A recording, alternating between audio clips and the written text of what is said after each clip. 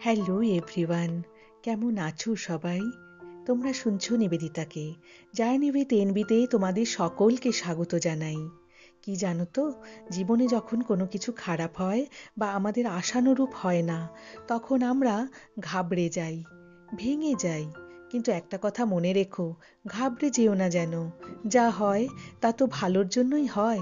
অনেকবার আমাদের মনে হয়, যদি এটা না হতো, যদি সেই সুযোগটা পেয়ে যেতাম, যদি ওই সম্পর্কটা থেকে যেত। কিন্তু কিছুটা সময় পরে যখন পিছনে ফিরে দেখি, বুঝতে পারি যেটা হয়েছে সেটাই হয়তো ঠিক। সেই চাকরিটা না পাওয়া, ওই সম্পর্কটা ভেঙে যাওয়া, অথবা সেই সকল অসফলতা, সেই সব কিছুই আমাদের সেই রাস্তায় নিয়ে আসে যেখানে আমরা নতুন পরিচয় খুঁজে পাই, যেখানে আমাদের সব থেকে বড় সমস্যা আমাদের সব থেকে বড় শক্তি হয়ে যায়। ঈশ্বর আমাদের যেটা দেন না সেটাই আমরা চাই, তিনি সেটাই দেন যা আমাদের প্রয়োজন।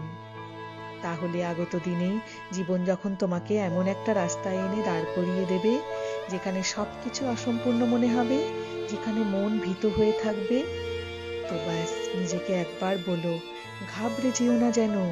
যেটা হয় তা তো ভালোর জন্যই হয়, যা হচ্ছে তা ঠিক আমার ভালোর জন্য। প্রত্যেক অন্ধকার এক নতুনের ইঙ্গিত দেয়, প্রত্যেকটি হোঁচট একটি উচ্চ শিখরে পৌঁছনোর প্রেক্ষাপট হয়। শুধু ভরসা রাখো নিজের ওপর, নিজের কর্মের ওপর, আর সেই পরম পিতার ওপর।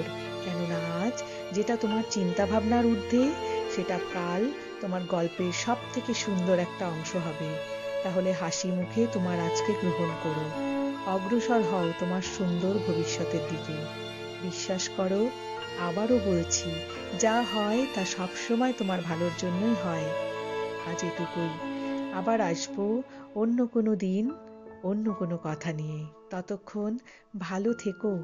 একটাই জীবন, প্রত্যেক মুহূর্তকে যাপন করো মনে আনন্দ নিয়ে, কারণ প্রতিটা মুহূর্ত ভীষণ দামি, আর প্রত্যেকটি আগামীকাল আমাদের অজানা।